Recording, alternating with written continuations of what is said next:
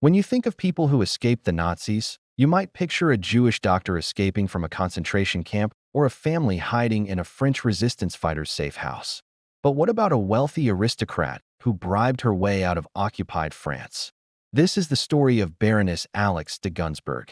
Alix was born into a noble family with a vast fortune, priceless art collections, and a social network that could get them into the most exclusive parties in Parisian high society.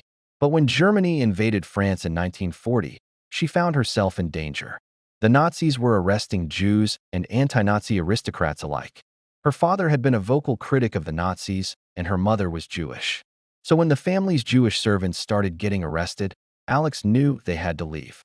She and her younger brother used their wealth to bribe officials and secure forged identity papers. Then they made a plan to escape to Switzerland. It was a dangerous route. The border was often patrolled, and the Germans had set up checkpoints and were inspecting every car and truck that crossed it. But Alix managed to avoid arrest. She traveled under a false identity, staying at safe houses along the way, thanks to her friends in diplomatic circles and the resistance network helping her. She reached Switzerland in 1941 and settled there temporarily.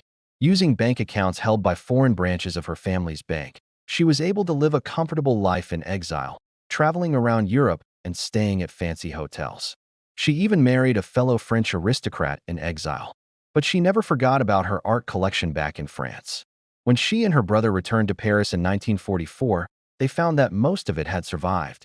That was thanks to her father, who before the war had transferred many of the family's prized possessions to museums and private collections outside of France, while some pieces were hidden in a monastery in southern France.